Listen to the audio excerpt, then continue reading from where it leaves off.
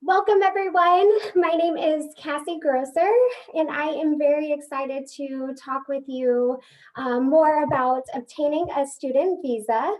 I serve as the Associate Director for Global Admissions at Wartburg College.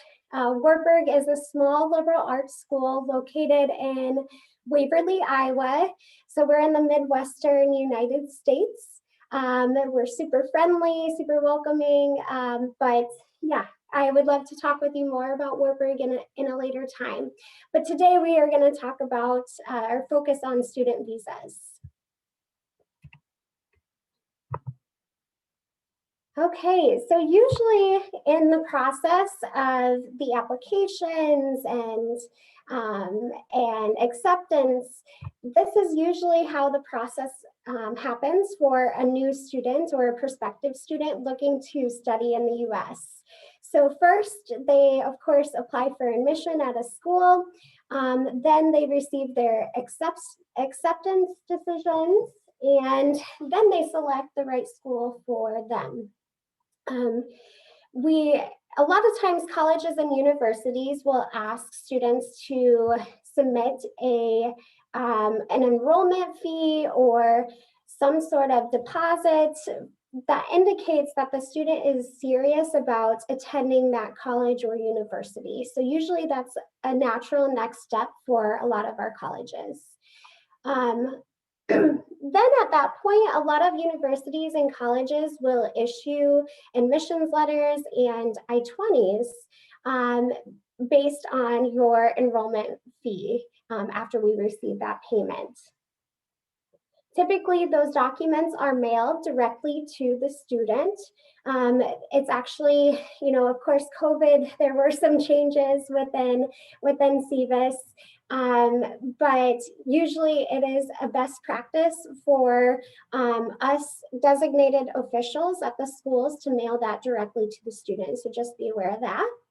And then we would ask for you to pay your SEVIS fee. So we'll talk a little bit about how to do that, and then apply for a US visa by completing the DS-160 form, which again, we'll talk about a little bit more in depth. The next step is to schedule your visa appointment and at your US embassy. And then, of course, prepare and practice again in preparation for that appointment.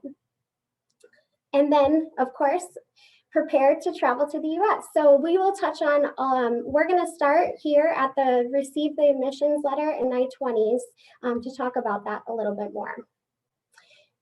So in case you haven't seen this before, this is what an I-20 F1 document looks like. So this is what we will, essentially the I-20 form is the school's way to tell the embassy official that yes, we have looked through the student's documents, the student meets our admissions requirements, the student meets our English requirements, and they have provided sufficient funding of how they intend to pay for their education. So essentially, this is our way to put our stamp of approval and to tell the embassy that, yes, we believe that this student is a good candidate for a US visa. So this form is very important, and it's important for you to keep it in a safe place as you go through the visa process and, of course, travel to the US. Another thing to note is there are different sections within the I-20 form itself. So you will notice we have some school information, we have information about your program of studies. So we'll indicate, what major you intend to study in the future. And then if you intend to do a minor or even double major, we need to indicate that also.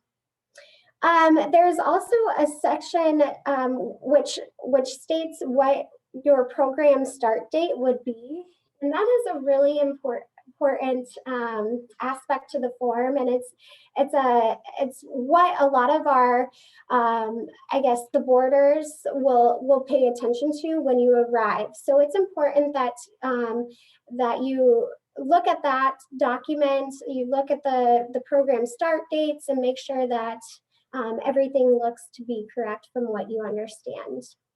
And then the next piece is financials. So this is our way to map out how you as a student are going to pay for your education.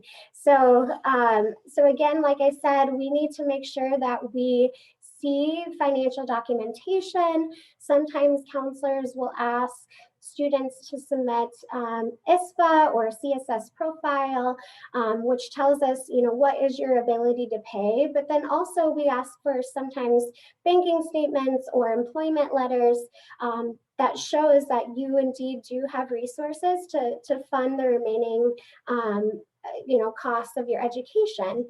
And of course, your admissions letters are important for that because likely, if you're an international student, you probably have received a USB or a scholarship to go to one of our U.S. Universities or colleges. So yes, the I-20 form is very important. It is 3 pages long. Usually at the bottom of the document, there's a place for you to sign and to date, as well as the designated official would need to sign and date before they send that to you. Okay, so the next step then would be to pay your CVIS fee.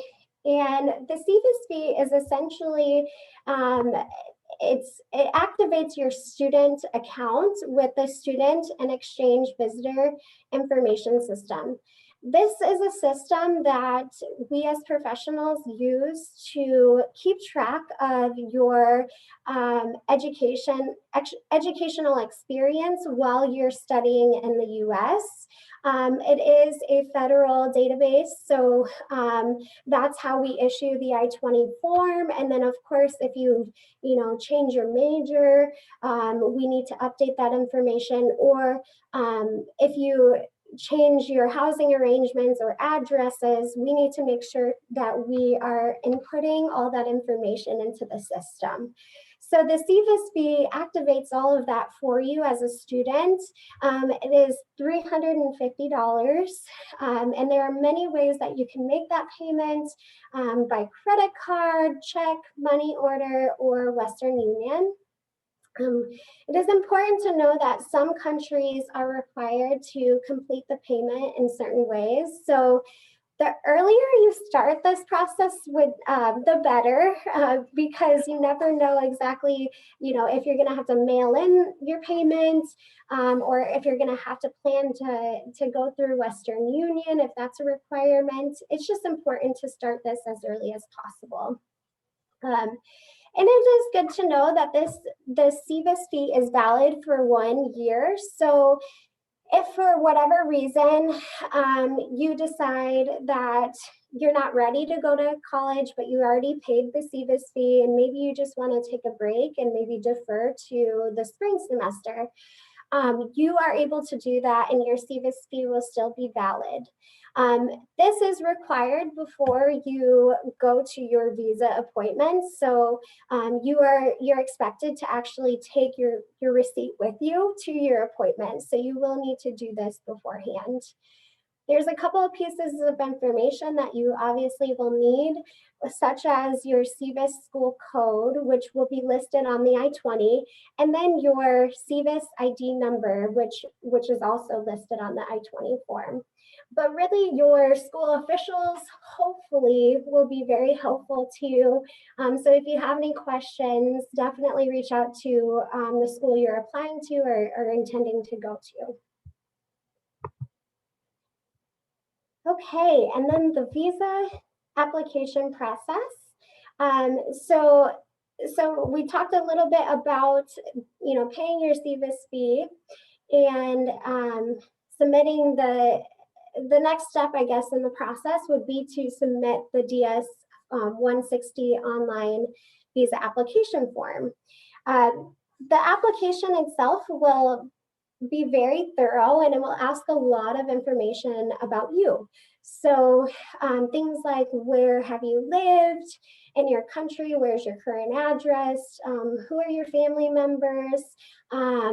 It also, I think this was recently added, will ask a little bit about your social media. So it'll ask for some of the social media platforms that you are engaged in, and what are your usernames or your handles, if you will, and essentially it's just a standard question, and a way for them to just do more research about you and the person you are. Another step then, after you submit that visa application, which does have a $160 fee for the F1 visa application, you will likely be prompted to schedule a visa appointment right there with your local U.S. Embassy. So you are able to see when the earliest appointment is open and available, and I would recommend signing up for that. However, it is important to know that you cannot apply or schedule a visa appointment for more than 120 days prior to your program start date. So you have about 3 months, 3 to 4 months for you to go through the process and to schedule your visa appointment. But just know that you shouldn't you shouldn't schedule that appointment more than 120 days before your program start date.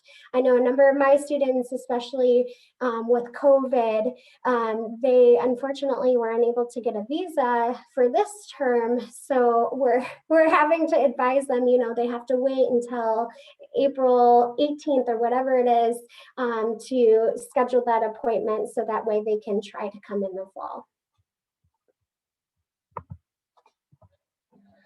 Okay, so then at your visa appointments, these are just some important documents to bring. Obviously, you want to bring your passport, your I-20 form, your acceptance letters, your CVIS fee receipt, any and all financial documents that support and show evidence that you have the ability to fund your education, and any other documents that your particular U.S. Embassy or country would require.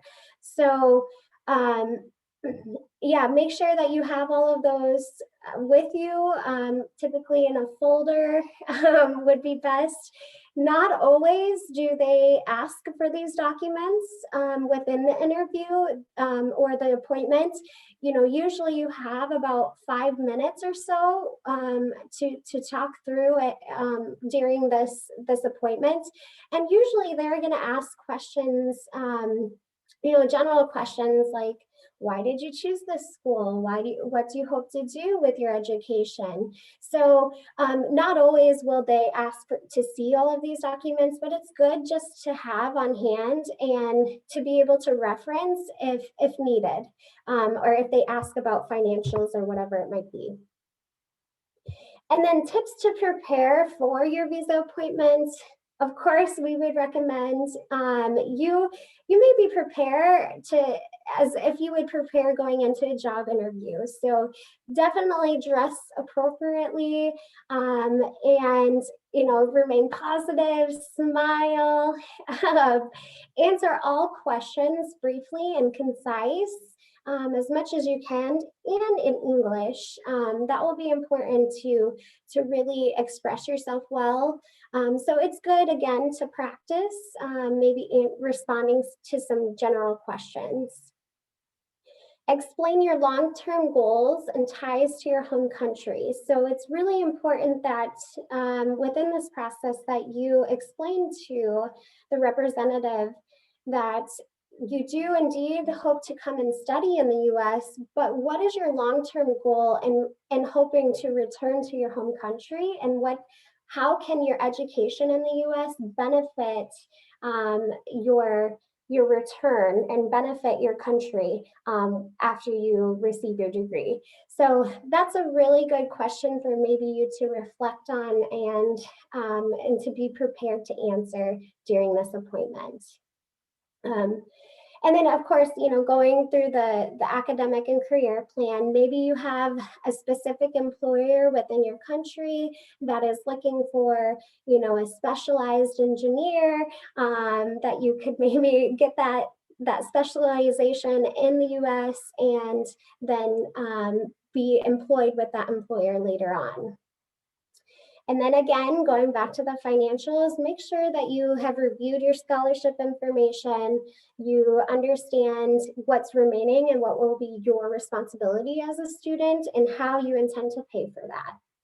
And then know your school. So it's just so important to know, the location of your school, what the weather's like, why you chose the school, why you chose this specific program. So a lot of times what I like to do with my students is actually have almost a mock appointment where we can kind of talk about some of these questions to ensure that they fully are comfortable and expressing themselves and they feel like they know their program well and they know Wartburg well. Obviously that isn't the only time that we have Zoom conversations with our students, so by the time we get to the visa appointment, they usually know Wartburg very well.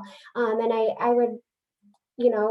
would venture to say that lots of colleges are having multiple conversations with their students. So it's likely your school, but it is important because that's usually one of the first questions that the U.S. representative will ask our students.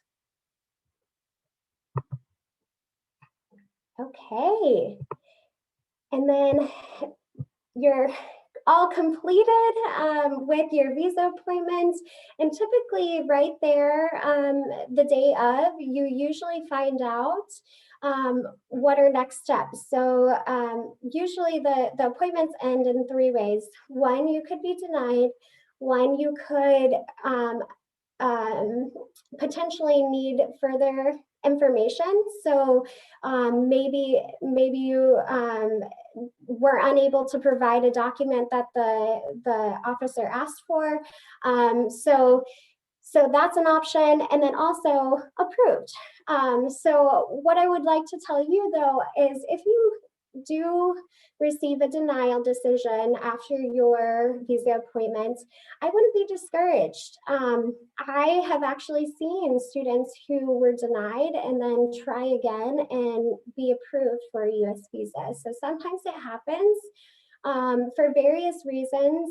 Again, going back to the ways to my emphasis on trying to prepare and practice some of those responses to some general questions. I find that my students who maybe were denied didn't really know how to respond to some of the questions that were asked. Maybe out of nerves, sometimes it's just an intimidating process for students, and especially those where, maybe English isn't their first language. So it's certainly understandable as to why some students might be nervous. So that's why I think it's a good idea to practice and prepare to make sure you get as comfortable as you can be in preparation for the meeting.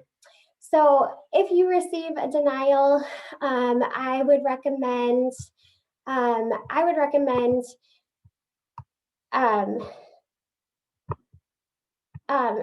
writing or asking the officer to write a written explanation and then confirm what documents are needed to what documents are needed to reapply if you decide to go through the process again. So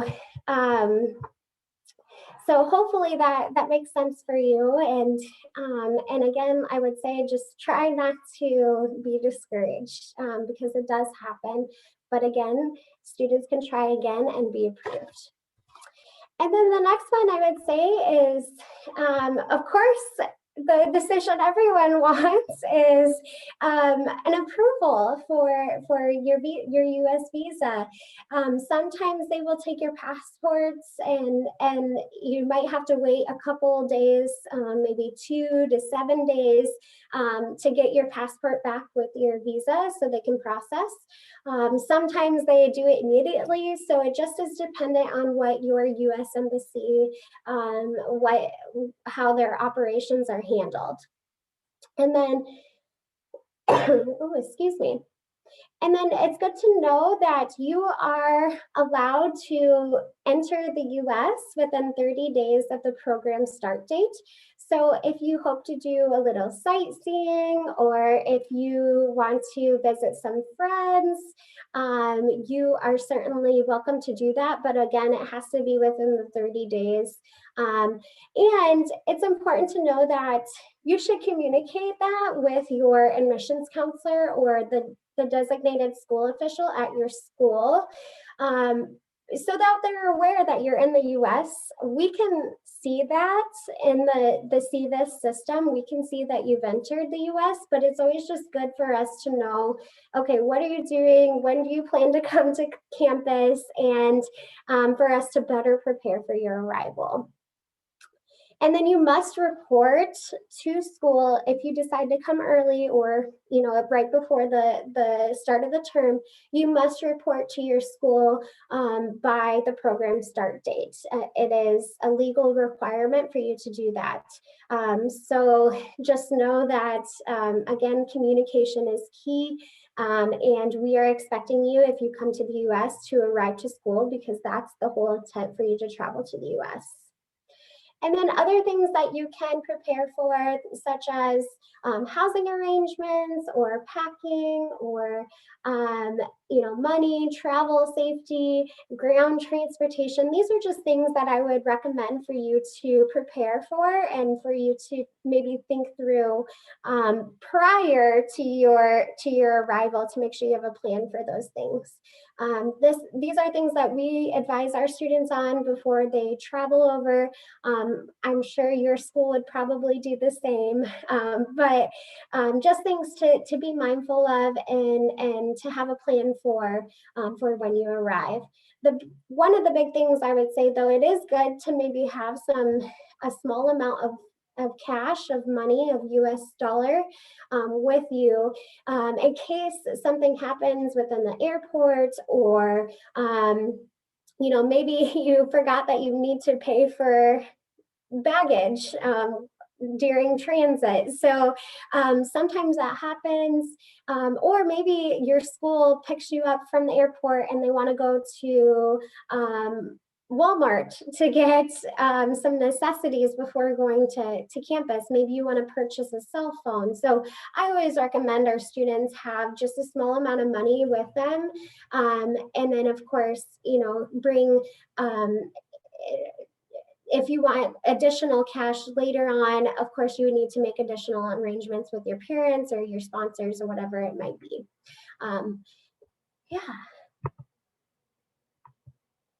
Okay, and I think that is all for my presentation, and just going over obtaining a student visa. I hope I answered maybe some of your questions, but I would also just encourage you, reach out to your professionals at your schools if you have questions through the visa process.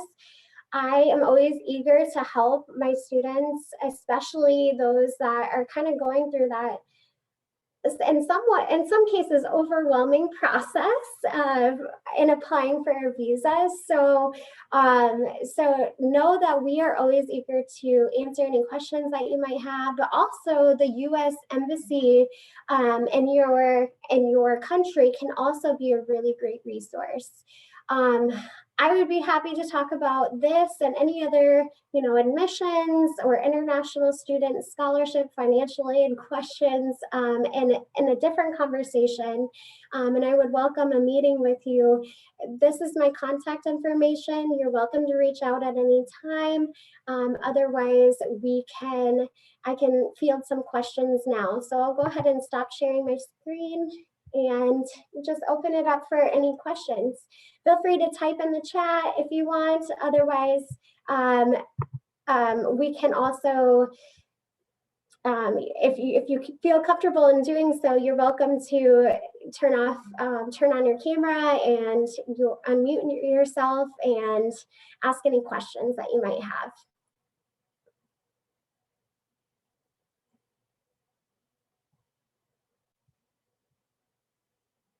Okay, so I did get a question. Are we required to pay CVIS fee prior to filling out the DS-160 form? That's a good question. I don't believe so. I believe you can pay it after, but it's probably a good step just to take care of that initially. So I have had students maybe start the DS-160 form and not submit it, and then pay the CVIS fee, and then later submit the DS-160 form. So I guess it's up to you. You can certainly start. I just know that you need the CVIS fee receipt before the appointment, definitely. So you probably need to make that payment before your visa appointment. Did that answer your question?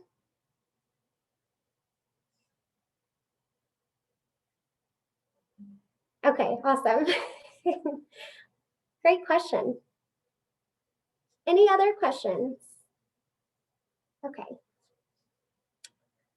I have some questions to ask about visa. I'm going to repeat the question for everyone. I have a traveling visa, which is still valid as I have been to the US before. I just wanted to know whether this visa is the same as the visa that we would need to use to study there. And if it is the same, does this mean I don't have to go and get another one and just use the old? Great question.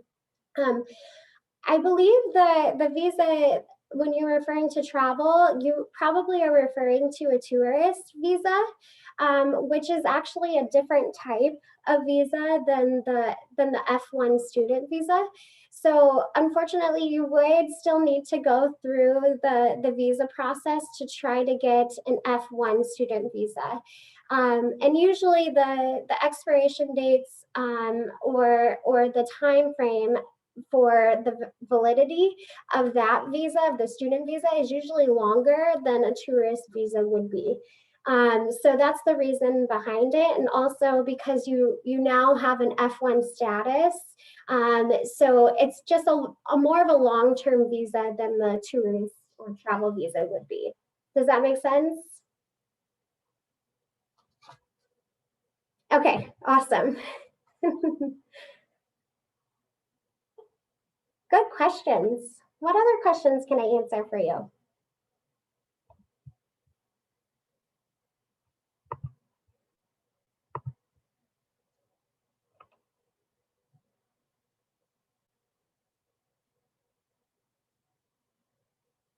Yes, so there was a question about, are we only allowed to schedule a visa appointment 3 months before the earliest admission date? So yes, you have 120 days. Within 120 days of the program start date on your I-20 is when you can schedule your appointment. So when you're issued an I-20, usually the program start date will be a date for orientation prior to the start of classes.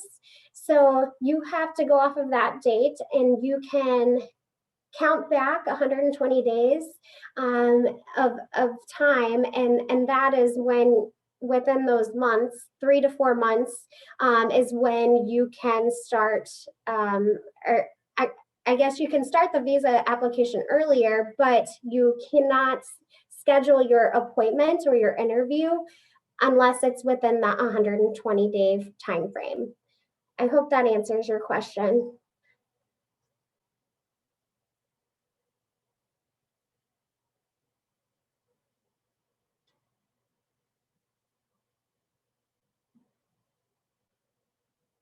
Okay, awesome. Any other questions? These are really great Such an exciting time.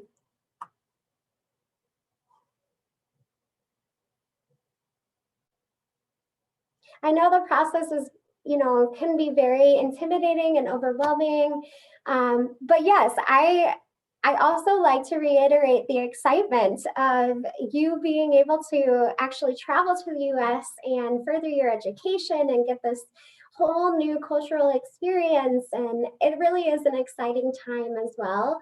So I definitely don't want to overshadow with the overwhelming feelings, because I think there's a good sense of excitement and just being ready to transition to college too, that us as admissions professionals, we really like to also emphasize and make sure that our students are feeling just as excited and don't lose that excitement in this visa process. But we still have to go through it.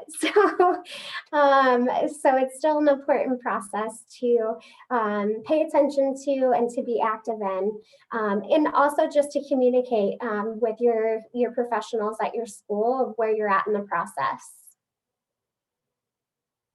Any other questions that I can answer for you today?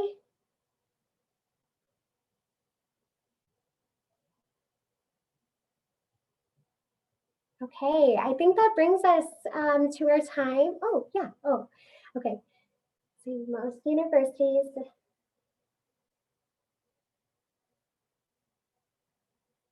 It's a good question. So there was a question about, I have been seeing that most universities and colleges accept intake for engineering students during the fall, but I would like to transfer during the spring. What would you recommend for you to do?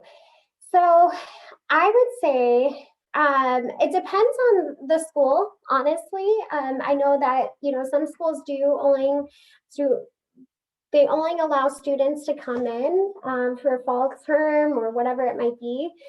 So you might have to do a little bit of research as to which programs might allow a spring entrance and if there's flexibility to do so, and what your, I guess, 4-year plan might look like coming in the spring versus the fall.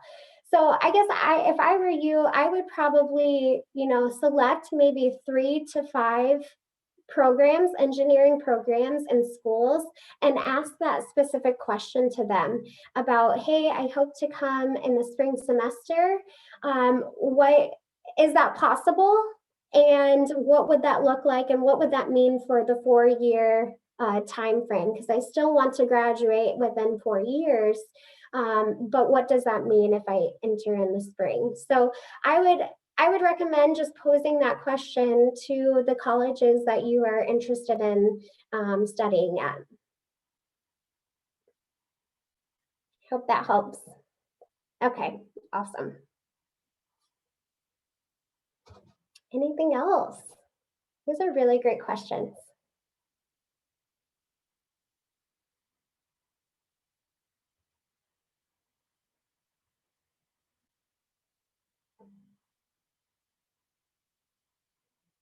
Okay, well, I will hang out here maybe for 3 minutes or so until, yeah, I'll just hang out for a little bit if you want to stay on.